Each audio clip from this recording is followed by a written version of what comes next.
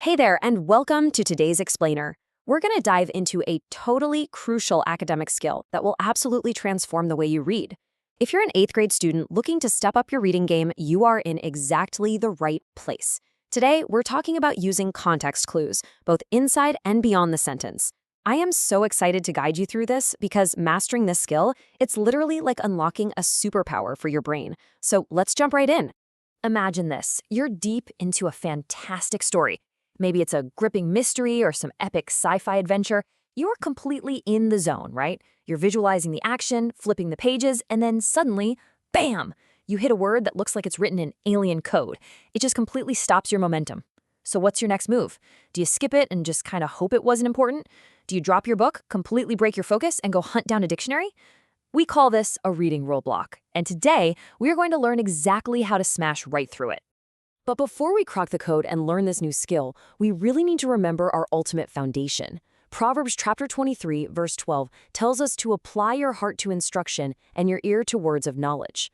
God actually calls us to actively apply our minds and our hearts to seek out true knowledge. You see, reading isn't just this passive activity where you just let words wash over you. It requires your heart, your ear, and your active participation. By really applying ourselves to learning these language skills today, we're honoring that call to pursue knowledge. Okay, here is our detective's briefing for today's lesson. We'll be looking at 1. Decoding the reading roadblock. 2. What are context clues? 3. Spotting the main clues. 4. Looking beyond the sentence.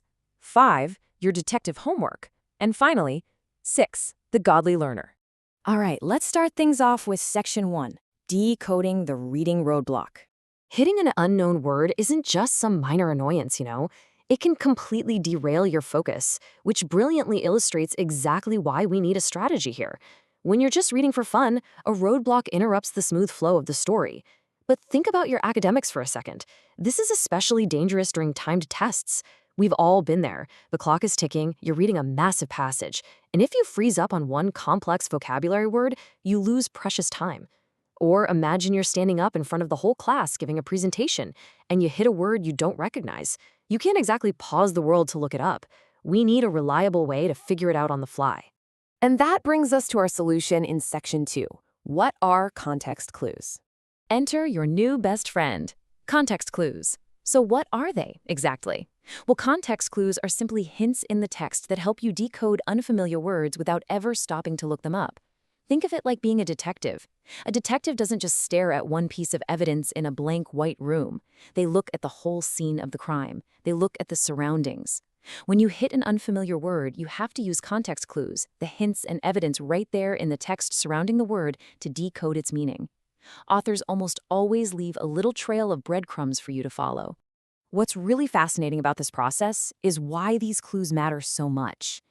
Using context clues allows you to keep reading smoothly, which is an absolute lifesaver during those high-pressure moments like timed tests. But even deeper than that, mastering this means you aren't just memorizing definitions off a flashcard. You are building true comprehension by actually linking unknown words to the surrounding ideas. When you figure out a word's meaning based on its context, your brain forms a much stronger connection. You understand the word's living, breathing purpose in the sentence, rather than just mechanically reciting a dictionary entry. Moving right along to section 3, spotting the main clues. Here is your trusty 3-step method. Step 1, when you hit a roadblock, don't panic. Just slow down, take a breath. Step 2, hunt for signal words.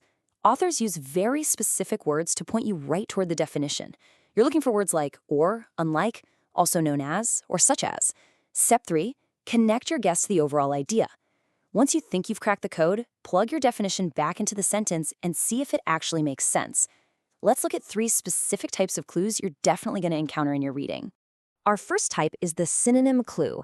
Take a look at this sentence. The meal was sumptuous, or extremely luxurious and expensive. Okay, so if you don't know what sumptuous means, applying step 1 says we slow down. Step 2 says we look for a signal word. Got it? It's the word or. In this example, that little signal word provides a direct synonym right after the comma, immediately revealing that sumptuous means extremely luxurious and expensive. The author literally just handed you the definition on a silver platter. Let's move to our second type. This is the example clue. Celestial bodies, such as the sun, moon, and stars, have fascinated humans for centuries. Imagine celestial is our roadblock word. What's our signal phrase here? Notice how the phrase such as introduces super familiar examples. We all know what the sun, moon, and stars are. They're things up in the sky, right? Up in space. These examples perfectly unlock the meaning of celestial. It means having to do with the sky or outer space. No dictionary needed. The examples did all the heavy lifting for you. Our third type is actually one of my favorites, the contrast clue. Oftentimes an author will tell you what a word means by telling you exactly what it is not. Check this out. Unlike his gregarious brother, who loved parties, Mark was reserved and quiet. The crucial point here is finding the signal word, which is unlike. This tells us that gregarious is the exact opposite of Mark. Since Mark is reserved and quiet, his brother must be outgoing and highly social. The contrast clue shows us that gregarious means sociable or fond of company. Make sense? All right, on to section 4, looking beyond the sentence. Because sometimes a single sentence just isn't enough. You have to expand your investigation to the paragraph level. This means checking the sentences directly before and after that unknown word. Authors will often take a whole paragraph to provide explanations or examples that unlock the meaning of a tricky concept. It is absolutely crucial to look at those surrounding sentences so you don't jump to the wrong conclusion. Always ask yourself, does my guess fit all parts of the author's overall idea in this paragraph? If you narrow your vision to just a few words, you might miss the bigger picture entirely. Now it's time for Section 5, your detective homework. Go ahead and pause the explainer here to write down these 5 assignments. Number 1, find a news article, identify some unfamiliar words, and underline the context clues around them. Number 2, find 3 sentences in your current reading book where context hints at the meaning. Number 3, write your very own sentence using an example clue to define an unusual word. Number 4, write a sentence that uses a contrast clue to define a word. And number 5, explain in your own words why context clues might actually be faster than using a dictionary in some situations. Make sure to really apply everything we've talked about with synonym, example, and contrast clues. Finally, let's close things out with Section 6, the godly learner. Because, our ultimate goal here isn't just to make you capable test takers. It's to help shape your character. Romans chapter 8, verses 6 through 7 teaches us that to be spiritually minded is life and peace. Keeping your mind spiritually grounded is the true path to a fulfilling life. We're learning to decode words and become smarter, sure, but intelligence on its own, that is not the finish line. God wants our minds to be sharp, but far more importantly, He wants them to be spiritually minded, because that is what leads to true life and peace. And this brings us straight to the core philosophy of the godly learner here at HeroesMart Academy. We believe that true wisdom means intertwining biblical morality with education. Why? Because honestly, education without morality can actually hurt.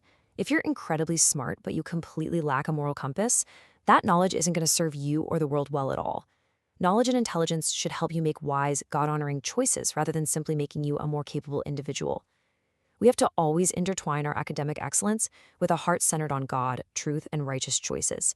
When you read well, you understand truth better. And when you understand truth, you can serve God with so much greater wisdom. So, I'm going to leave you with this final provocative thought. As you practice decoding words this week, as you dive into your homework and read your books, ask yourself, how will you use your growing intelligence and wisdom to serve and honor God in everything you do today? Keep pursuing academic excellence, absolutely, but always keep your mind centered on truth. Thanks so much for joining me for this explainer, and happy reading!